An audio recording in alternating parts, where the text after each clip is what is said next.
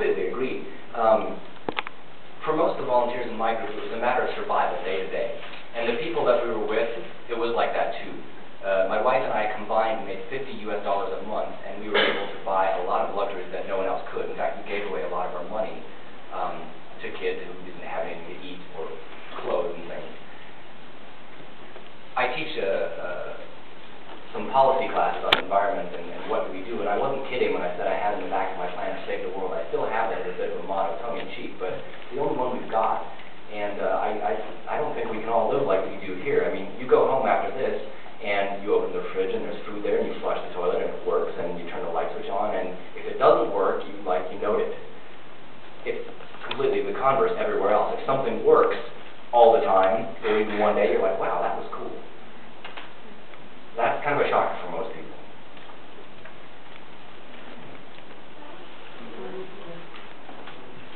Yeah, I definitely learned how to live on not as much as we have here.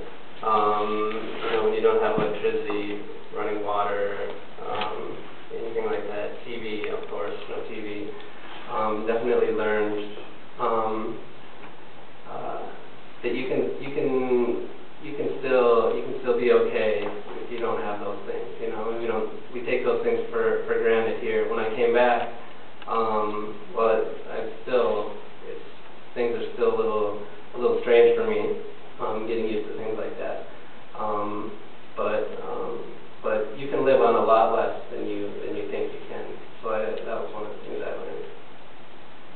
Yeah, maybe just to say very much the same kind of thing. In terms of living close to the ground is a great, closer to the ground. I certainly didn't experience what you did in Niger. We were in a little village that had amenities like electricity, but to live closer to the ground is a great gift. And there's also the fact that the people around you are sort of dissatisfied having experienced popular culture, seeing what America looks like. In many ways, we're very anxious to live less close to the ground. And there's a real kind of dilemma there. I'll bet other people experience that. Thank you. The next question that I'm going to ask involves the relationship of peace and war and military service and Peace Corps service. The Peace Corps has had a complicated relationship with wars. Its volunteers have had complicated relationships with wars that were going on, especially the Vietnam War. But there are certain parallels as well between the two experiences.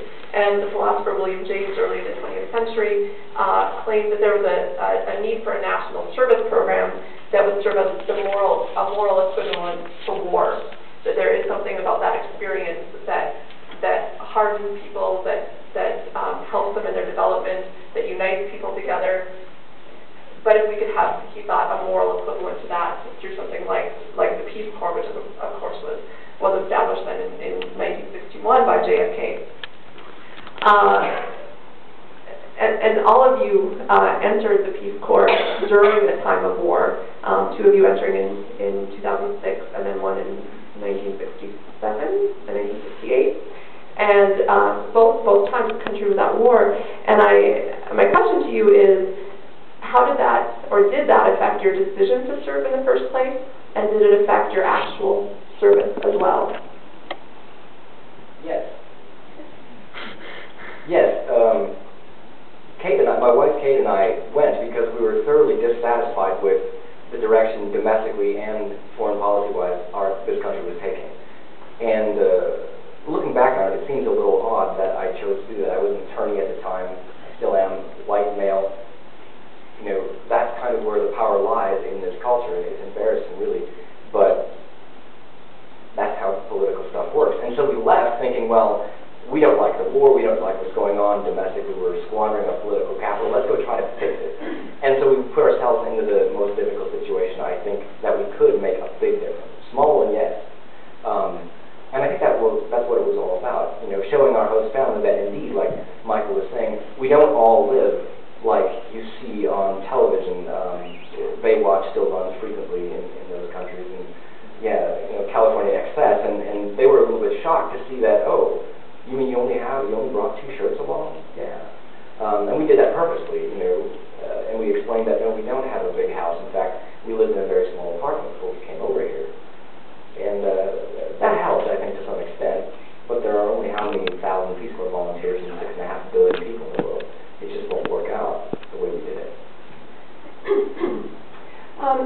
was in Bolivia, we were sort of on the cusp of the post-Kennedy good feeling.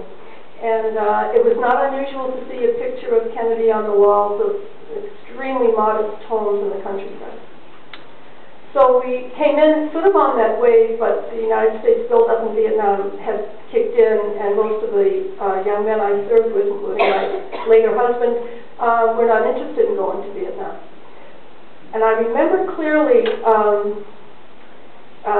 Johnson had served out one term and was running against, I think, Goldwater. Someone will get this straight. And I didn't like my choices. And this is the luxury of being American. And this Bolivian campesino said to me, "Can you vote?" And I said, "Oh yes, we can vote by mail." And he said, "Who are you going to vote for?" And I said, "Well, you know, I don't like either one of them, so I'm not going to vote." And honestly, to this day, I can still remember how disheartened he looked. I think he just wanted to, I felt as though he wanted to know someone who was voting in that election. I don't really know how he stood. I'm sure he didn't really have a lot of information on these two candidates, but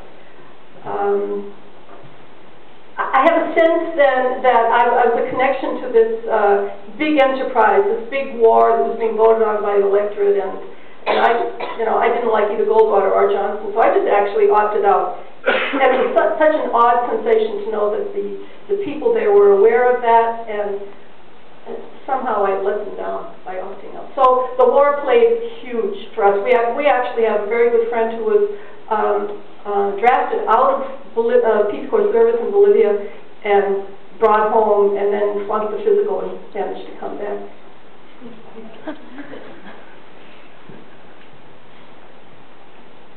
One of the things that I learned very quickly living in our little village was how centralized Iranian political culture was, and how everyone was a little bit scared. We always think of Iran as having been a positive, friendly place before 1979 and having changed after their revolution.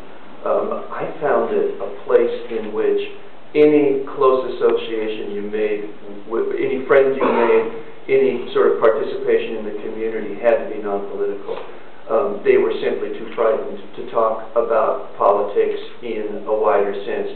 And I remember feeling the day we cast our absentee ballots, you'd sort of go, the post office, government office was a little bit out of town in the desert, and when I went out there, got into a big conversation with the people at the desk that was I voting, etc., etc. Nobody asked who I was voting for. It was one of those things that was considered off limits. And I think the attitude towards Americans, and this may be more historical than now, was very positive in the sense that people really admired JFK. He had been assassinated 4 or 5 years previously. I have to work out the dates. And I remember when we moved into our house, a previous Peace Corps volunteer had lived there, and he clearly had been given a gift which he had left, which was a plate with the face of Kennedy on it. And when people spoke about Kennedy with us, there was always this impression that it was an image, he was an image of the idealism of America, but at the same time, people were very aware of the Vietnam War, and were very, very angry about it. And I can remember being in a bus. I hardly ever listened to the news, but I remember being in a bus hearing the news in Persian, and the first thing they did was list how many Americans had been killed in Vietnam.